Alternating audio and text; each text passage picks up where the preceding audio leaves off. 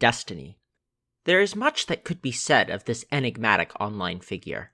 However, today's story is less about the man himself and more about his fanbase, DGG. If you've ever interacted with DGG, then you know the kind of perception that they like to foster of themselves. The idea that they are the only community concerned with misinformation, that they are willing to take a stand against falsehoods, no matter what side of the aisle those falsehoods originate from. It is with this context in mind that I turn your attention to this tweet. This tweet is, to put it lightly, a blatant mischaracterization of events. At no point during the livestream that this screenshot is taken from did these three ever talk about Destiny. This was part of a charity event where viewers paid around $500 to get him onto the debate stage. The three of them were fighting the entire time.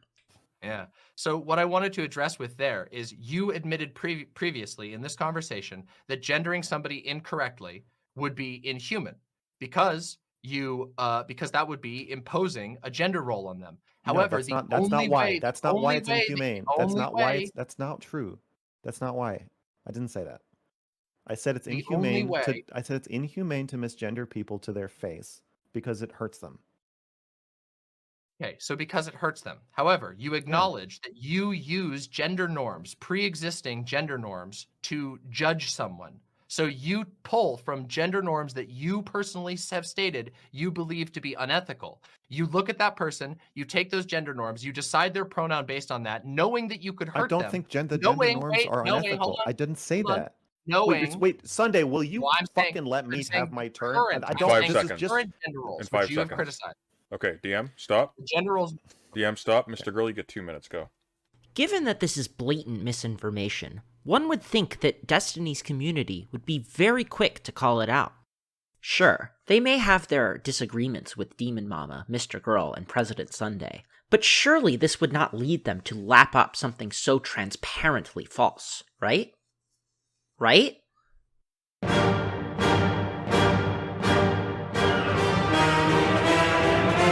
When you hate Destiny so much, you're willing to platform to be united by hatred is a fragile It's for Destiny supersedes all rational ideas and principles. It's called the Destiny Support Group back on Destiny schedule. Support Group, third edition, smiley emoji. The funny thing is, Max is literally anti-trans. They shit on Destiny for 1/1,000,000th of the stuff Max has said about trans communities and the overall concept of being a trans. It's just guilt by association. It's basically a lie. He's friends with Destiny.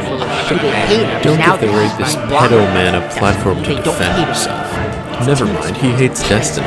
It's so weird that they're all so cozy with Mr. Girl, considering the more outlandish shit Mr. Girl has said and done.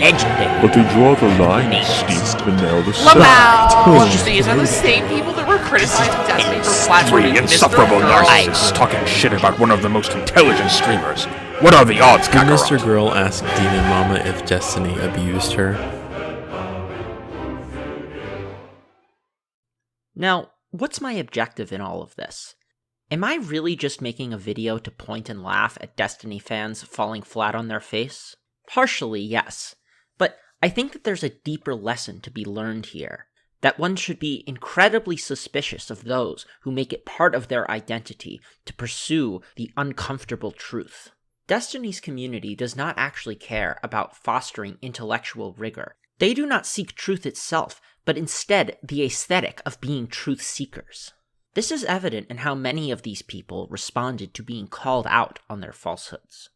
This fellow here had it explained to them what the context was, and they replied saying that it was fair.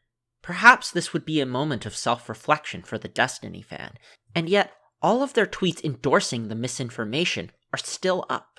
Most egregious, however, is the tweet author themselves. This response in particular is very revealing. There is no acknowledgement here of the falsehood. Instead, the school simply moves to another point. They employ all of the same dishonest tactics that they accuse their enemies of. To them, the truth is nothing more than a token, to be paraded around and shown off, but discarded as soon as it has outlived its usefulness.